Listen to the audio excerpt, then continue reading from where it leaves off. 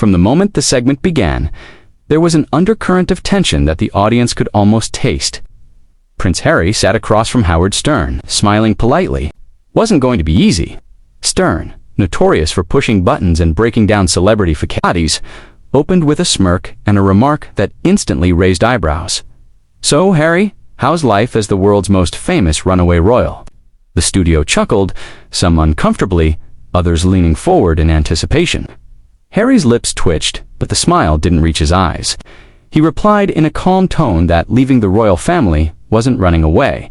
It was making a choice for his family's safety and peace. Stern pounced on the word safety, questioning whether the prince truly believed he was in danger or if it was simply an excuse to avoid royal responsibilities.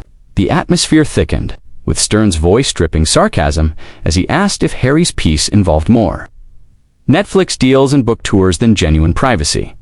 Harry tried to redirect the conversation, talking about the charitable work he and Meghan were doing, but Stern wasn't having it. He leaned forward, eyebrows raised, and said, "Right. Because nothing says charity like a multi-million-dollar mansion in California." The jab drew gasps from the crowd, and Harry's jaw tightened. He defended his right to provide for his family, pointing out that his wealth came from his own work, not the taxpayers'. Stern quickly shot back with, "Well, unless you count the years of taxpayer-funded palaces, security, and privileges that got you where you are."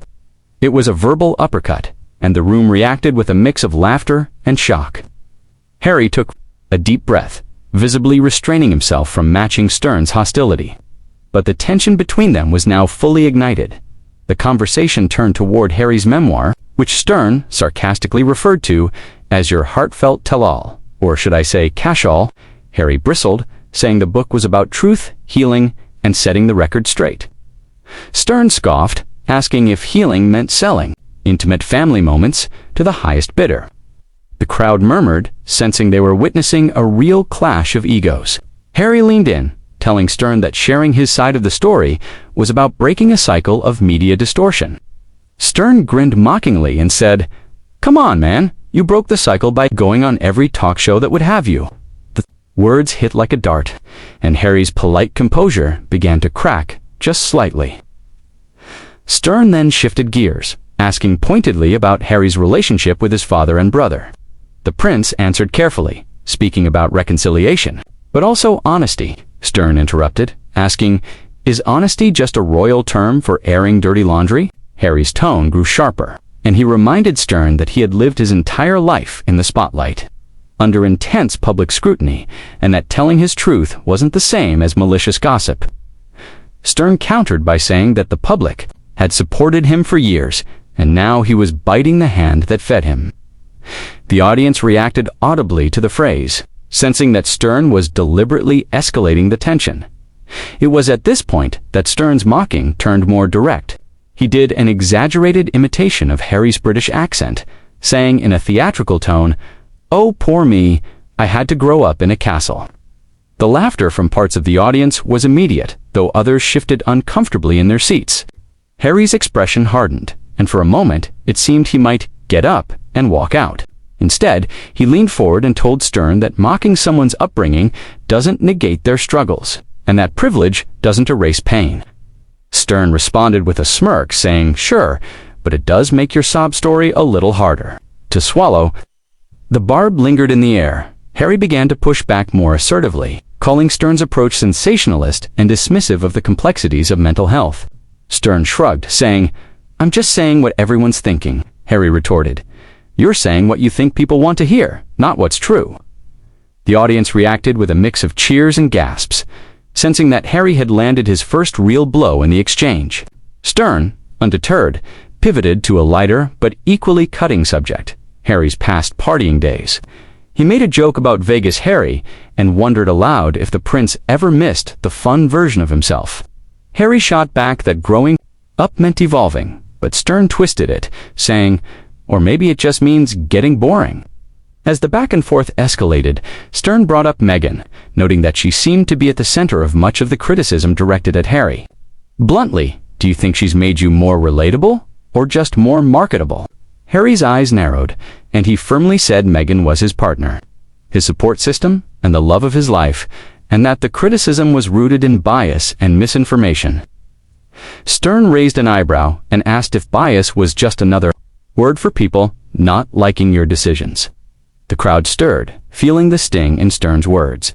Harry leaned in and told Stern that it was easy to mock from the sidelines, but harder to live with constant media harassment. Stern's next move was perhaps the boldest of the night. He suggested that Harry secretly enjoyed the spotlight, that all the interviews and public appearances contradicted his claim of wanting privacy. Harry's voice rose slightly as he insisted there was a difference between controlling the narrative and having it dictated by tabloids. Stern grinned knowingly, saying, "Sounds like you just want to be the one writing your own headlines." The remark drew laughs, but Harry quickly countered, saying, "Better that than letting people like you write them for me." The audience erupted in applause at that, momentarily tipping the energy in Harry's favor. The exchange could have ended there, but Stern wasn't ready to back down. He circled back to the notion of Harry as a runaway royal, doubling down on the idea that he abandoned duty for comfort. Harry, his patience visibly thinning, explained once more that his decision was about survival, emotional, mental, and physical. Stern rolled his eyes dramatically and muttered into his mic, "Yeah, survival in sunny Montecito." The crowd laughed again, but this time it felt more divided, with some people clearly uncomfortable with how far Stern was pushing. Harry, perhaps sensing that no amount of explanation would change Stern's framing, began to close his responses with short, firm statements. By the end of the interview, the air was thick with unspoken tension. Stern signed off with a sarcastic, "Thanks for gracing us with your royal presence," earning a last ripple of laughter. Harry, without missing a beat, thanked Stern for the opportunity to clarify a few things, even if you weren't listening. The audience reacted with a mix of cheers and awkward chuckles as Harry stood, shook Stern's hand briefly, and walked off. Cameras caught Stern smirking at the crowd, clearly satisfied with having stirred the pot. Whether Harry had scored points or simply endured a public mocking was up for debate. But one thing was certain: their clash had given everyone watching exactly what they came for: raw, unfiltered confrontation. The interview between Howard Stern and Prince Harry began like any other high-profile talk show conversation, with polite exchanges and carefully measured answers. Harry had agreed to appear on the show to discuss his charity work, mental health, advocacy, and his upcoming book. From the outset, Stern's trademark irreverence was apparent. Instead of leading with questions about the causes Harry was passionate about, he dove straight into controversial territory, making sly jokes about Harry's decision to leave the royal family. "So tell me," Stern smirked, "was it the the tabloids, or the tiara that finally broke you?" The audience laughed, but Harry's smile was tight, controlled. He responded with a calm explanation about wanting a quieter, more independent life for his family. Yet Stern kept interrupting, adding sarcastic remarks about trading castles for California sunburns. The tension was subtle but building, and while Harry tried to stay composed, Stern clearly sensed the cracks and pushed harder. Stern's next target was Harry's relationship with his family. "So, do you guys have a group chat?" he quipped. "And if so, are you still in it? Or did they kick you out?" The audience roared with laughter again, but Harry's eyes narrowed slightly. He replied that private family matters weren't something he'd discuss in detail, but Stern wouldn't drop it. He pressed on about Harry's father, his brother, and even his late mother, weaving in offhand jokes that blurred the line between humor and disrespect. Harry shifted in his seat, his usual calm demeanor giving way to visible irritation. Stern seemed to thrive on the discomfort, joking about how Harry must miss the royal chefs more than the royal duties. The studio atmosphere had shifted. It was no longer a warm interview. It was a test of patience, and Harry was being pushed into a corner. The breaking point came when Stern brought up Harry's wife, Meghan Markle, in a tone dripping with mockery. "So, Meghan's the one really running the show, right? You just nod and do as you're told." The laughter from the audience was loud, but this time, Harry didn't even try to smile. His jaw tightened as he firmly responded that his marriage was a partnership built on mutual respect, and that the portrayal of him as a passive figure was both insulting and false. Stern raised his eyebrows as if amused by Harry's defensiveness, leaning back in his chair as though he had won some unspoken challenge. But Harry wasn't done. He calmly began pointing out the harmful impact of the media's narratives.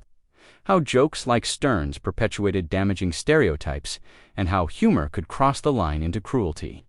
His voice was steady, but carried an edge that silenced parts of the audience. Stern, however, wasn't prepared to back down. He chuckled and said, "Relax, Harry, it's all in good fun."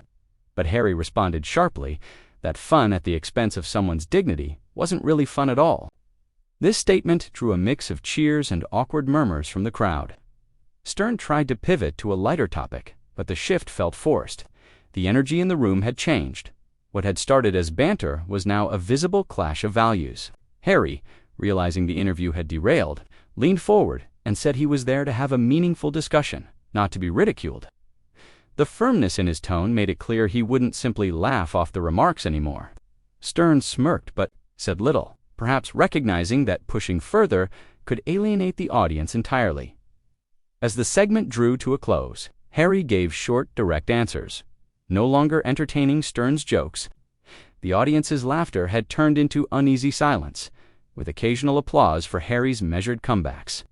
When the cameras cut, Harry stood up, shook Stern's hand briefly, and walked off stage without lingering for the usual post-interview chat. Backstage sources later claimed that Harry was furious and felt blindsided by the tone of the interview.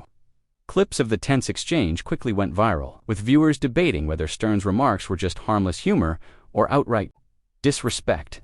Some praised Harry for standing his ground, while others accused him of being overly sensitive.